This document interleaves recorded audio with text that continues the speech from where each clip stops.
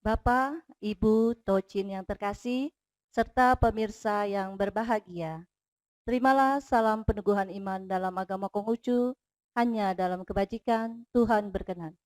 Wei Te Tung Tien, Sancai.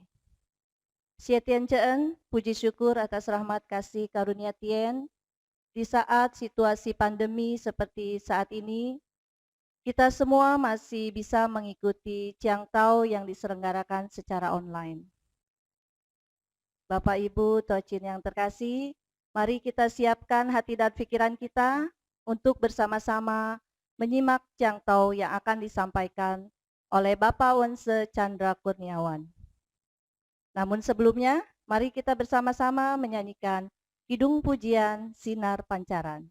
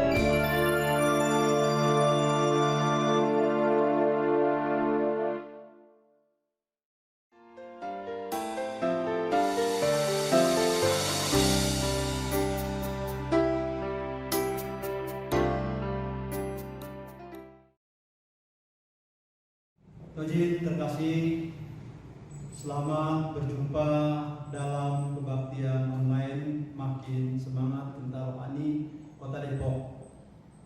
Salam dalam kebajikan, Wei Te Tung Tien, Sancai. Tocin terkasih, tentunya dengan panjatan puji syukur pada Tuhan dan Sang Yang Maha Agung, kembali pada saat ini kita boleh melaksanakan kebaktian online. Ya, sesuai tentunya dengan anjuran dari pemerintah dan juga Matakin bahwa kita tetap menjaga kesehatan dan tinggal di rumah dan selalu mencuci tangan, pakai masker dan jaga jarak. Itulah tentunya yang harus kita taati. Ya, semoga tentunya pandemi ini boleh berakhir di negara kita sehingga kita mampu melaksanakan kewajiban ibadah kita seperti sedia kala. Nah, baik Tocin terkasih, tema yang saya ambil dalam kesempatan ini di kebaktian online Makin Semangat Tentara Rohani, yaitu tentang hidup dan kebenaran.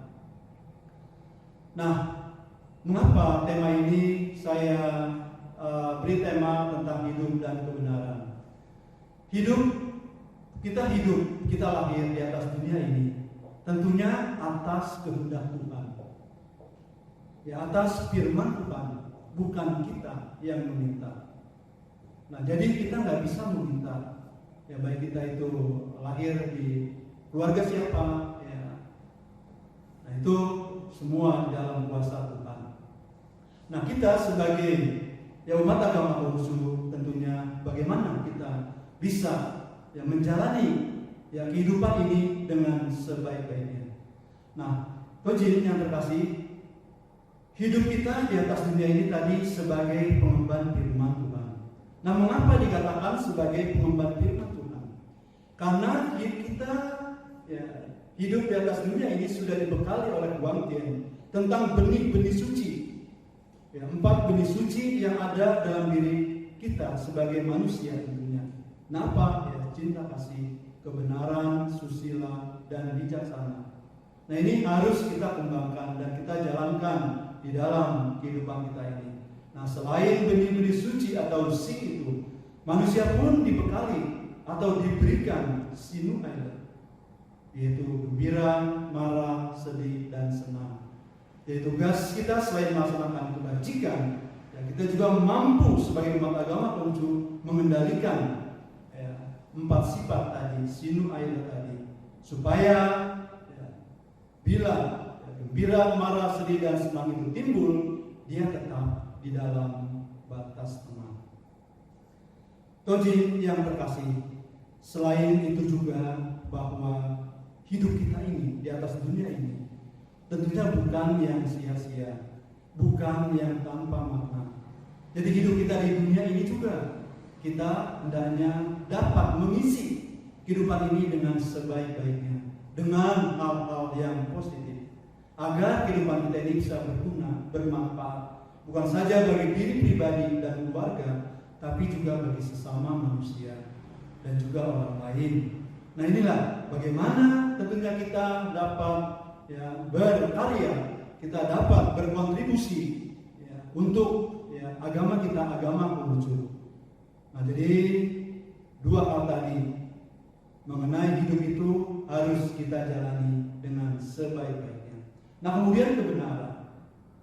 Kebenaran adalah kewajiban hidup manusia. Kalau kita dalam hidup di atas dunia ini tidak menjalankan kebenaran, nah bagaimana hidup kita ini bisa dipercaya? Kalau kita tidak benar, maka kita akan menanggung bahaya di dalam kehidupan ini. Jadi hidup kita ini harus sesuai dengan kebenaran. Di dalam kitab Mengja juga dikatakan bahwa cinta kasih, rumah sentosa, dan kebenaran itu adalah jalan lurus manusia. Nah, jadi kalau kita sudah bisa melaksanakan jalan lurus yang kita jalankan dalam kehidupan ini, maka akan berbahagialah hidup kita di atas dunia ini.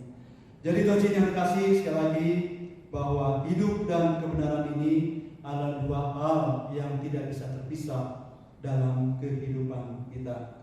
Ada 1 ayat nanti yang saya ambilkan di dalam kitab Mengja 6a ayat yang ke-10. Jadi ayat ini bisa menggambarkan atau menjelaskan selain tentang ajaran agama kita, tapi juga tersirat juga tentang makna suci dari Tuhan yang akan nanti saya sampaikan. Karena yang tadi saya sudah sampaikan di muka, bahwa kebaktian online kita ini juga bertepatan nanti dengan kita merayakan hari Tuhan Yang. Nah, Tojin yang terkasih, baik saya akan bacakan di Mengja 6a ayat yang ke-10.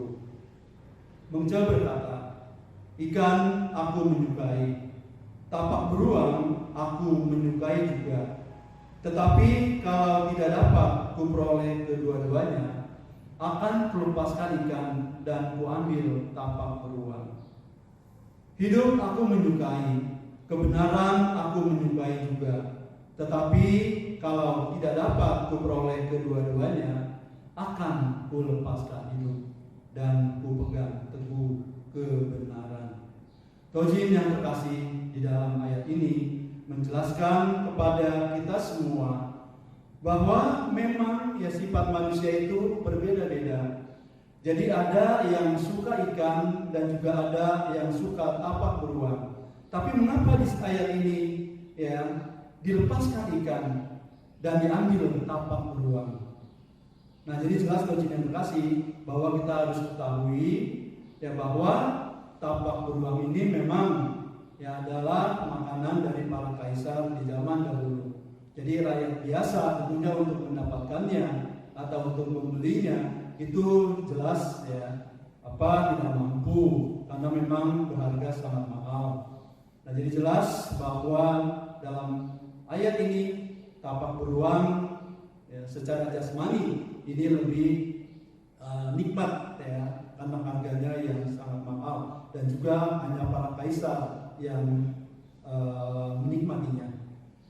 Nah, kemudian hidup aku menyukai, kebenaran aku menyukai juga. Kalau tidak memperoleh kedua-duanya, maka akan melepaskan hidup dan kupegang teguh kebenaran. Nah, Tuhan terkasih, bagaimana kita menjalani hidup ini dengan sebaik-baiknya? Tadi di awal saya sudah katakan manusia sebagai pengemban firman Tuhan. Kenapa? Ya dia harus melaksanakan cinta kasih, kebenaran, susila, bijaksana, dan menjadi manusia yang dapat dipercaya. Nah, itu yang harus dijalankan dalam kehidupan ini. Kalau semua itu sudah bisa kita jalankan dalam kehidupan ini, maka berbahagialah hidup kita. Bukan saja hidup kita ya di atas dunia ini, tapi nanti setelah kita kembali pun ya kita akan memperoleh tempat yang layak di haribahan kebajikan Tuhan yang besar. Kalau kita sudah bisa melaksanakan kebajikan sesuai tentunya dengan salam iman kita bahwa hanya kebajikan Tuhan berkenan dan sungguh miliki yang satu itu adalah kebajikan. Nah, itu Tuhan yang terkasih. Jadi sekali lagi bahwa hidup dan kebenaran ini selalu berdampingan. Tidak bisa dipisahkan satu dengan yang lainnya. Nah, kemudian juga kebenaran, bahwa kebenaran ini ya karena hidupnya tidak benar, akhirnya ya dia tentunya selalu dalam bahaya. Ya, nah ini ya Tuhan kasih, kita harus berhati-hati menjalani kehidupan ini sesuai tentunya dengan satu ayat di dalam kitab Lengi dikatakan bahwa hidup ini seperti kita berjalan di lapisan es yang tipis. Sekali saja kita salah melangkah, maka kita akan jatuh ya ke jurang kehidupan ini. Ya maka ya kita harus berhati-hati. Kita mampu mengendalikan diri kita dengan sebaik-baiknya. Kita mampu mengendalikan sinu aila, gembira, marah, sedih, senang itu. Ya, agar dia walaupun timbul, dia tetap di dalam batas tengah. Nah, demikian itu yang sangat baik tentunya. Nah, Tuhan yang terkasih, kemudian di sini sesuai dengan apa yang sudah tadi saya sampaikan, bahwa tentang hidup dan kebenaran ini ada satu kisah, ya, salah satu kisah yang mengenai Tuan Yang, hari suci Tuan Yang atau Becun. Ya Tuhan yang terkasih, jadi sudah tidak asing lagi saya yakin ya di dalam agama kita. Jadi setiap tanggal 5 bulan 5 ya Yili ya kita akan melaksanakan upacara sembahyang Tuan Yang. Nah, saya akan sampaikan sedikit ya sekilas lintas mengenai upacara sembahyang Tuan Yang ini. Nah, Tuhan yang terkasih, kejadian ini terjadi ya pada zaman Canggu, zaman perang antara raja-raja. Ya, jadi ada 7 negara. Ya, ada 7 negara. Nah, jadi 7 negara ini yang paling kuat adalah dinasti Qin.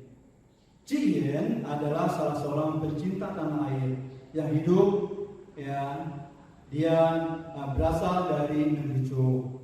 Ya. Nah, Qin adalah salah seorang yang paling berhasil ya untuk menyatukan ya negeri ke-6 negeri yang lainnya untuk bersama-sama melawan negeri jin yang kuat itu. Maka orang-orang negeri jin atau menteri-menteri dari negeri jin itu berusaha bagaimana caranya untuk memisahkan Cien dengan Raja Muda negeri Zhou itu. Ya, jadi dengan berbagai tipu muslihat, ya dengan berbagai daya, akhirnya ya, orang-orang negeri Jin itu dia bisa berhasil memisahkan Cien dengan Raja Muda negeri Zhou. Ya, nah setelah Cien itu terpisah dari Raja Muda negeri Zhou, akhirnya keenam negeri lainnya itu bisa dikuasai oleh negeri Jin. Ya, kenapa? Ya karena yang tadinya Cien yang sangat berhasil menyatukan 6 negeri, karena dia berusaha memisahkan Cien. Nah, akhirnya dengan mudah ya Raja Muda negeri Jin setelah Cien terpisah, bisa dipisahkan oleh dari Raja negeri Zhou. Nah itu ya Cien yang biasanya ya dia bersama ya menteri-menteri yang lainnya dalam mengatur negara, karena dia diasingkan, ya akhirnya dia menjadi kesepian.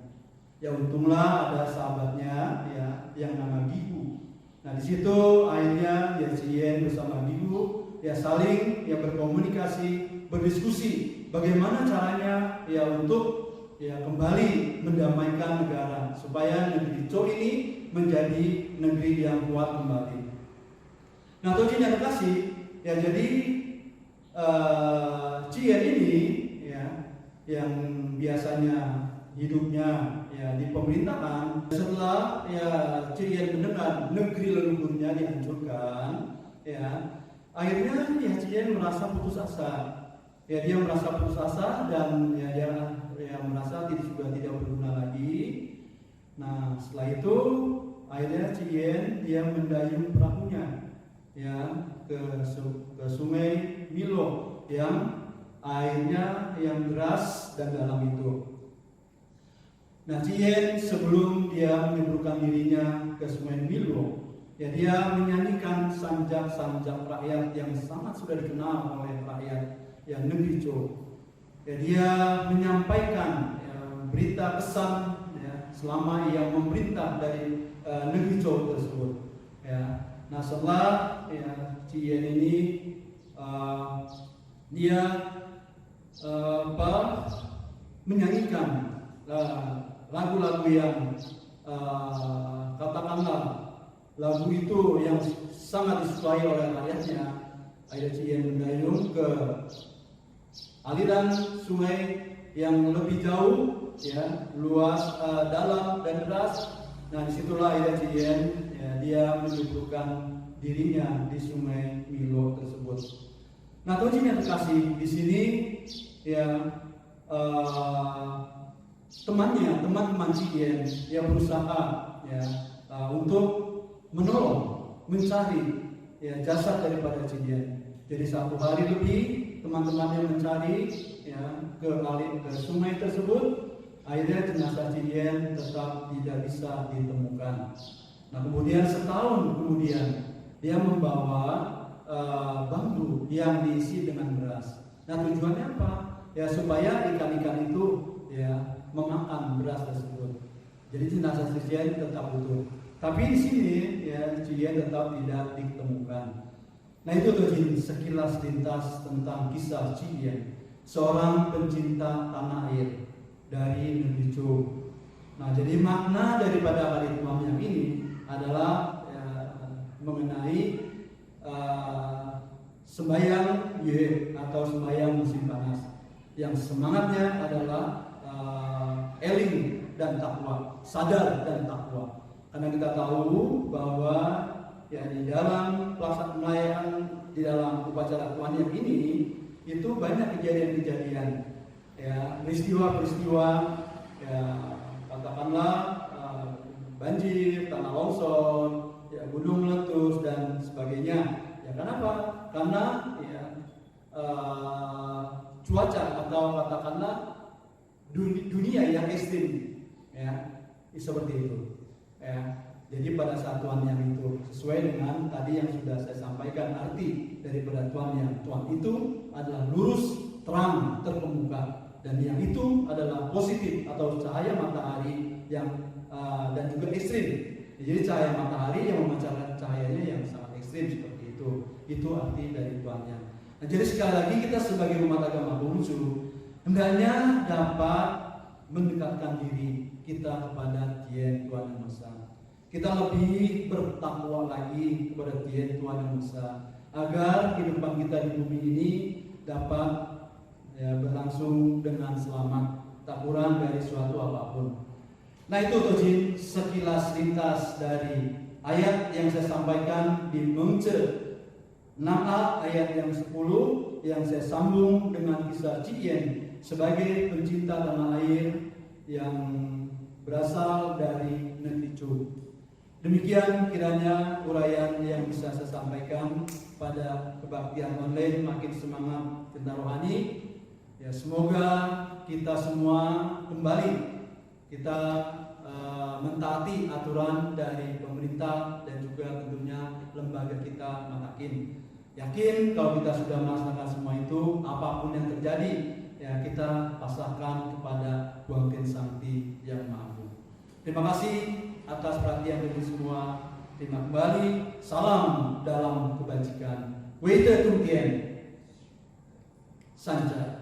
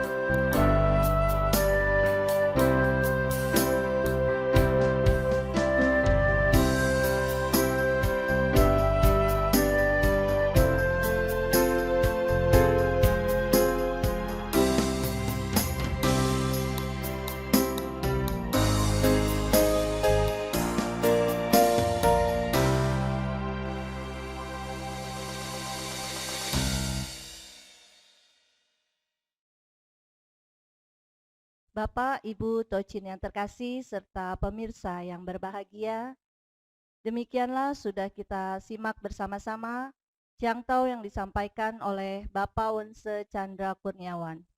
Semoga bisa bermanfaat untuk kehidupan kita sehari-hari.